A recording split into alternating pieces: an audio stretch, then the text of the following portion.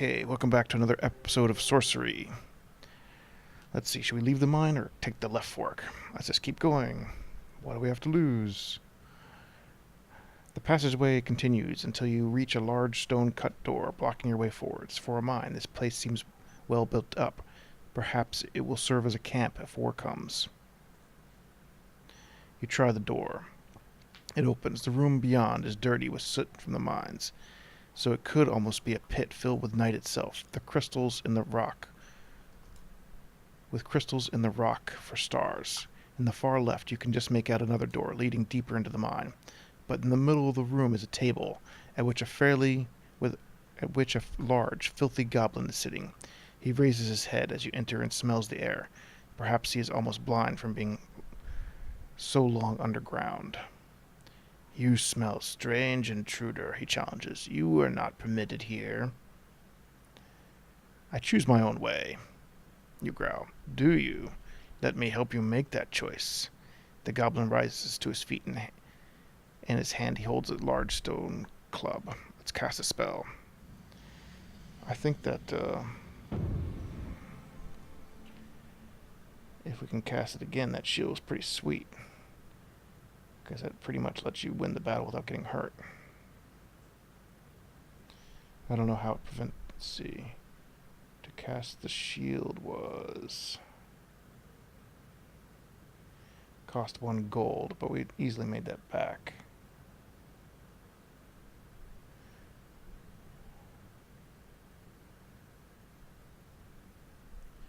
It was walk, W, so maybe we can't cast it this time.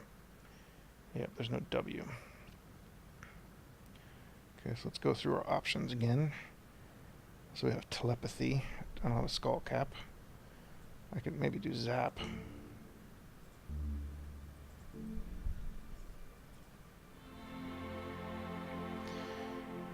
You cast a spell. A bolt of lightning shoots your fingertips at the goblin. He reels backwards and hits the floor quite dead. With the goblin defeated, there is nothing stopping you from further into the mine. Search the room first. Before you do, you quickly scour the corners of the dark room. In the case there's any gold or weapons lying around, you find nothing until you search the goblin himself. He is wearing a silver key on a chain around his neck. You lift it away. Time to see what this mine has to offer.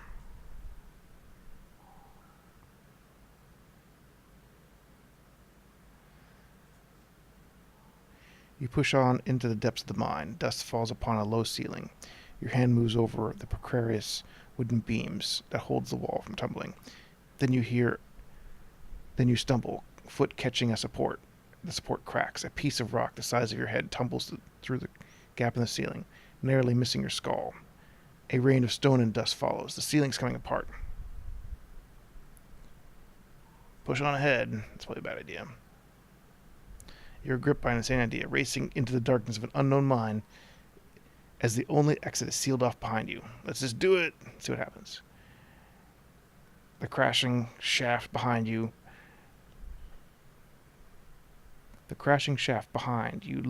lends you speed. Suddenly, you gasp as your foot fails to touch the ground below. "I'm falling." You begin to drop. There can be only moments. Let's cast a spell.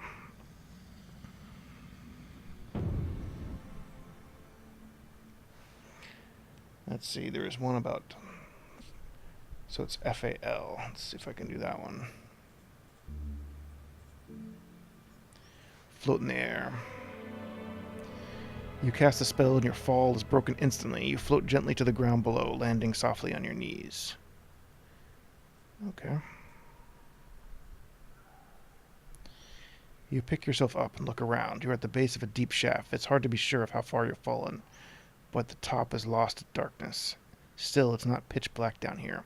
A chink of light penetrates from somewhere far away, a crack nearby, or a tunnel mouth a long way off. You cannot tell. Calmly and without delay, you start walking towards the point of light. It gets larger but slowly, and your hopes lift with every step. It's definitely a way out. You can see the sky beyond. Your hands are running along the tunnel walls to keep you straight. Then the ceiling comes down, and you crawl for a few feet. Then you freeze. Your hand is is resting on something furry. Ugh. Let's grasp it. You reach for whatever you think, whatever you think it is. At least it's small. Your grip closes on the thing. It's not warm. It's a good sign, and it squishes easily, as if bones have been turned to jelly. You, you pull it closer to yourself, and you realize you're holding a pair of fur boots. You laugh with relief, and you quickly scramble the rest of the way along the tunnel to the sunlight. It's an opening. Hmm.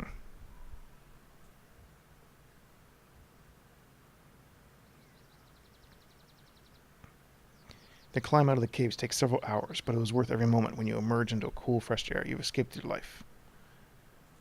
So you got boots, huh? Turn the boots over and recognize it's borin skin. They will be very useful if you head through snowy climbs. It's time to get moving. So I wonder if you cast like light kind of right here. Does it actually get better?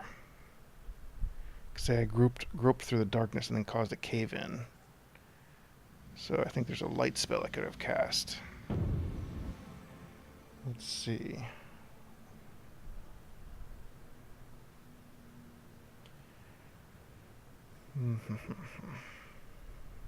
So many spells in this game. I'm looking through the list.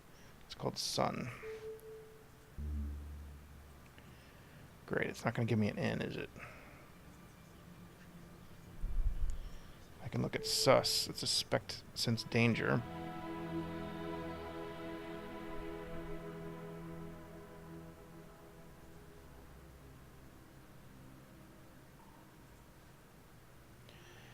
Yeah, so that didn't really do anything.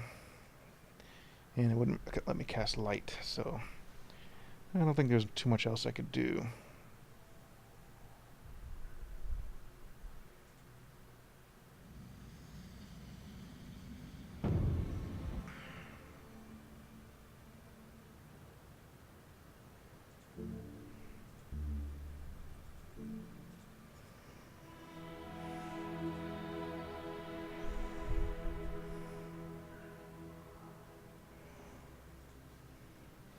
Just going to replay what I did before.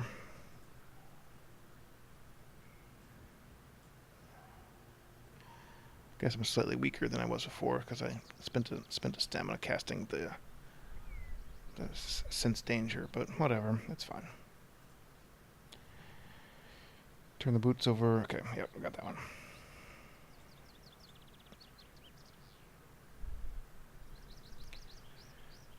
The path climbs up on a low hill covered with thick bushes and shrubs that snag at your clothing. Halfway up, you hear a sound.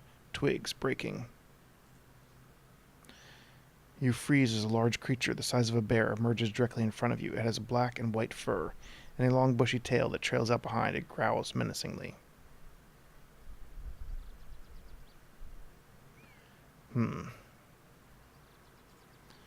it is being menacing. You will not be able to avoid a confrontation. The creature is a skunk bear, and when it raises its tail, it releases a nauseous odor. The smell hangs around as terrible.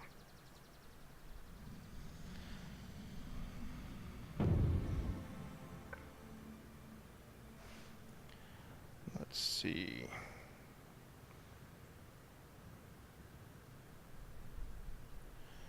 What can I do to this thing? L. So I'm not super familiar with all the spells yet, so I have to look at them all. K. Nope. S. Nothing that seems useful. Nose plugs, being quick. Okay, L.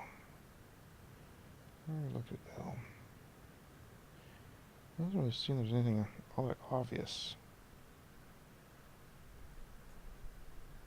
Maybe law?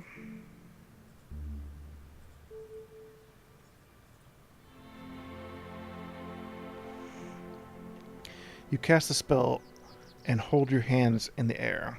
You command the creature to stay where it is. It is not happy and bellows and snarls at you. but it does not move, and you are able to easily step around it.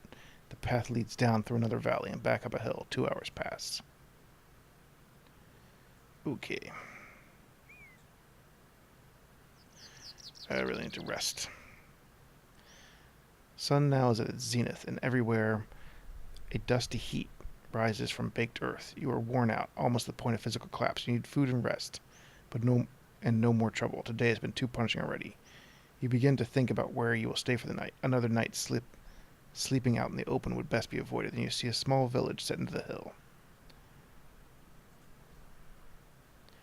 Smoke rises from the stacks. The houses are well set, with stone at their bases and thatched roofs of grass and thick leaves. There is, unusually, more than one street running through the center of town, but it is through this place, once rich, but as though this place, once rich, had its heart scooped away. Litter surrounds the buildings, and on the edge of the buildings are rows and rows of empty, abandoned houses. You continue your slow trudge along the path. Well, I don't think there's much else I can do, so let's go to the town. You walk into the village. Young hill dwellers pass you and stare at your strange clothes. Their own attire is rough by comparison to your gear. They wear their hair long but piled up on their heads. These people are ghastly poor. The village is like a ghost town, here on the knife edge of the Baklands. Let's rest at an inn before we do anything else, because our stamina's pretty low. The village is small enough that you find an inn simply by walking around. The woman who runs the place stands in the doorway with her arms folded. "Are you from the king?" she demands. "I'm a mere traveler." The woman narrows her eyes at you. "This is the guest house, best in Kristanati. Only guests stay, and any guest of mine knows it costs me 3 gold pieces to host a man overnight, and 2 to feed him. But it's all between friends."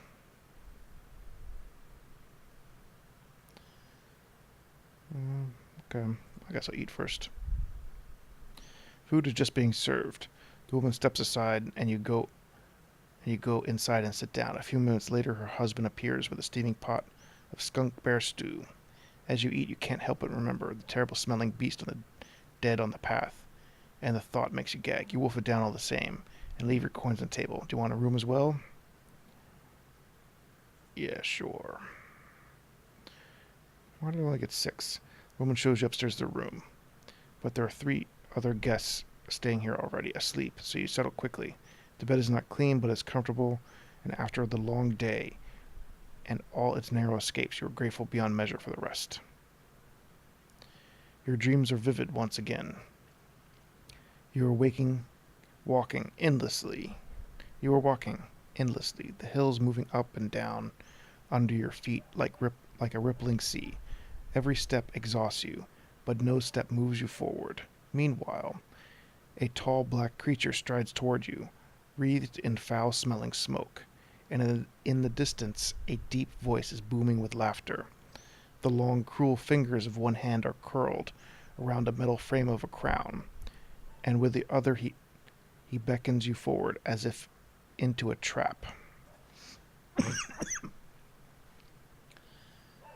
Alright, that's a good place to stop the episode. See you next time on Sorcery.